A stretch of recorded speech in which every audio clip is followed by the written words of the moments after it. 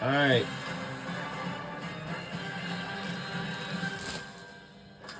This is the moment. A step closer to the championship. The atmosphere is lively. The match and the energy. Locked in, top 10, let me pop in. Trying to name a best bracket, I'm not in. My time, that's money, I'm cocked in. You dirty, keep locked in. Oh. Hustle, I gotta make plays, bro.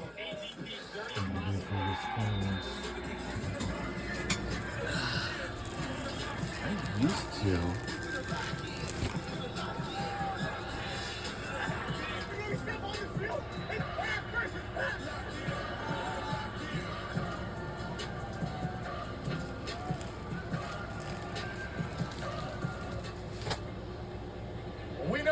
Hello, beautiful people. Welcome to the 2026 NCAA Men's Lacrosse Selection Special. We can see what teams are most likely will play in whatever regions it is. We already watched the women's, but we'll be most likely we'll be watching it right after this. And welcome. Now we will most likely will watch the women's right after this, okay? Because I know we had a very busy night today. I mean, yeah. We don't have Wi-Fi, or maybe just like to indulge in faux suspense. We'll get to it. Listen, if you want to see the bracket, you can. But Kark, here's what I like about this field. The season's been wide open. This tournament should be wide open. It should be chaos. This could be the best May we've had in years. I've always said, like, parity is reigning supreme in college lacrosse over the last decade. But with that said, there's always been a team or two of destiny, right? You think of 2022 Maryland, historically great. The Kavanaughs and Liam Entenmann of Notre Dame in 23 and 24, and then C.J. Kirst and Cornell last year. You just felt something different about that. This year, I have no clue who the favorite is, and that's what's going to make this May incredible. The field, there are 4 teams who are clearly on the bubble when you do the math. Whether the bubble is still relevant right now, these teams were supposed to be sweating. Maybe they're still sweating. Maybe they're still watching. Duke with an RPI of 10 with wins over Carolina and St. Joe's. Yale, 12 RPI, wins over Cornell and Harvard. Maryland at 14, 7-6 on the season. They did beat Loyola, Virginia, and Ohio State. And then Harvard beat Syracuse, but they've lost 5 of their last 6. They finished with 9 wins. If you're Maryland and watching this at Bentley's, have one on me. Or Looney's, or wherever you may be. Let's get to the reveal, but before we do so, let's give you a little bit of a refresher. 18 teams in the field, 10 now qualifiers, 8 at-large selections, 2 opening round games, essentially play-in games, and then you've got the quarterfinals this year on Long Island, in Delaware, semifinals and championship in Charlottesville, Virginia. The number 1 seed. All right, who's going to be number 1 seed is Princeton Tigers. Wowee. National champion. We saw them about 4.5 hours ago in Ithaca. They were incredible. Wow. You look at Tucker Wade at the midfield and Chad Colombo and Nate Kamiri at attack. Their offense has been all the talk and the rage. But the reality is they have defenders and a goaltender and Ryan Chronic they can run down the stretch. And Andrew McMeekin, their face-off specialist, going BTB right there. This is the most complete team. I'm not convinced it's the best, but it's the most complete of the best. And who do you play against? Princeton Will be the winner of Marius or Stony Brook. You know, the spirit and legacy of number 34, Eddie Coombs, died in a car accident back in 2011. When you watch Marist, watch the player wearing number 34, and Stony Brook upset Towson in the but the winner of Marius or Stony Brook. And let's go on to the next one. The 8th seed. The 8th seed is going to be Penn State Nittany Lions. They best wins in the country this year. They beat Maryland and Hopkins recently. This is and of course we were the crown the 2026 Big Ten champions. And of course, and hey, on defense is going to play in the PLL. So Jeff Tambroni, congratulations to the Big Ten champs. Penn State and it will face against Army. Final matchup back in 2023. That was the last time Army was in the tournament. Remember, they beat Maryland in round 1 that year. Quinn, you're talking about Penn State's offense. How about Army's defense? Sean Byrne in the cage the last 2 years, statistically one of the best in the nation. He has 3 guys in front of him that look He's like only they're played for heading off 30 straight. minutes, You don't wanna and mess with Army defensively.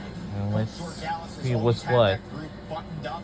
They're physical. The they're Army- They also have the offensive power with guys like Evan Plunkin. I'd and say his brother Black Bill. Knights. This is a team that in years past has kind of struggled late in April and early May. It feels different about this team right now. They're peaky at the right time. Army was a team that many felt if they got in last year, they could have made a run, but they fell short in their conference championship. They've got something to prove.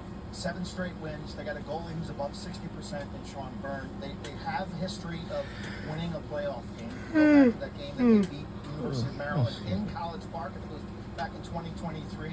Keep the change. I still have the T-shirt. Maybe they can rekindle some of that magic.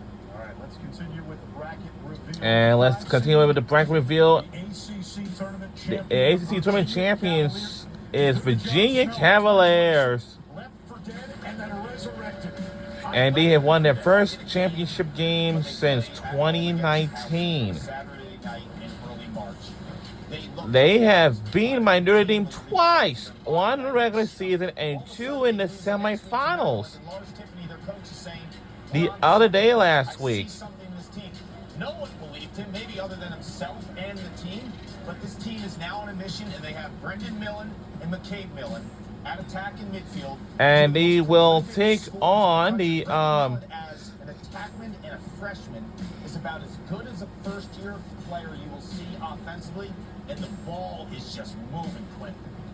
and they will take on the Georgetown Championship at home. They'll get Georgetown in round 1. in round 1. 8 straight Big East tournament titles. They've won 9 of their last 10 games. Hoyas. At Syracuse. Kevin Warren doing a great job. Now, This team went down to Duke last year. they First will, round game. Liam Connor is gonna for be the any Orange teams that Oval we man. play against in the NCAA tournament, it's tough, but it will be crazy and ever. Rory Connor. You got freshman Jake Bickle really having a great second half of the season. And then Anderson Moore between the pipes. But probably the most explosive. And let's go on to the next one. The 4 seed. Number 4 seed is Richmond Spiders. NCAA tournament game for the first time in school history. 7 NCAA appearances for a program that started playing in 2015. And let's see what team they most likely will take on is, Cornell, the quarters at Hofstra. That was a 4-quarter game. and they got 41 record. That's great for them. And they will take what they will take on. Last May, they returned so many players like Aiden O'Neal and Lucas Littlejohn at attack. And they have a shutdown defender in Hunter Smith and a stud midfielder in Joe Sheridan. At every level of Richmond's team, they have bona fide stars. This team and what Dan Shimati has done in 13 years is remarkable. Dan Shimati, their head coach, is a Duke alum. He will Yep, they will take on Duke Blue Devils. That was one of the big Well, surprises when the intern posted the bracket early. The Duke Blue Devils in the field of 18 quit. They have the talent. The question was the resume. They started 8-0 this year, then they lost 4 straight games. Now, in all those 4 losses, they had a lead at halftime, and they end the season with a much-needed win over North Carolina. It's about Max Sloat, Ben Johnston, Charlie Johnson on defense. They had some question marks between the pipes late in the season, but this team caught fire in their finale. Yeah, the strength of schedule is low, but at the end of the day, they're a dangerous team in this tournament. Dangerous team. Yeah, they beat Richmond last year in 2 overtimes. Aiden McGuire, remember, scoring off a face-off, I believe, in the second overtime to get the win at Richmond. If you want the best teams playing in May, you got one. Does their resume warrant them getting into the tournament? Probably not. But the eye test and how good this team is, I did their game against North Carolina 2 weeks ago. They blitzed the Tar Heels. It was a shooting gallery. They have guys like Kyle Cozy from the left wing and Ray Scialetti and guys like Max Sloat.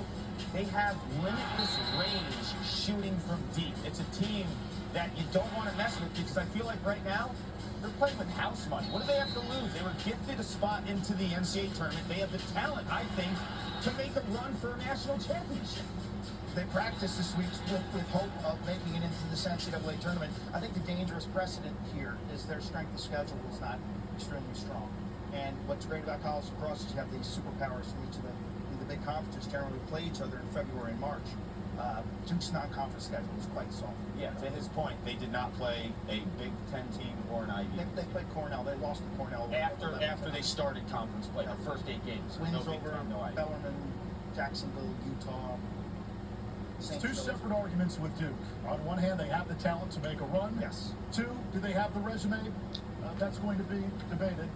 And certainly you guys have cast your opinion on that. But Duke is in the field, and they are dangerous. Yes. When we come back, a couple more matchups to get to. We'll reveal the bottom half of the bracket. Cornell, the national champion last year. My quick Kesnick is about to go down memory lane when we come back and reveal the bottom half of the bracket. And we'll be right back on the other side of this break. Don't you go anywhere.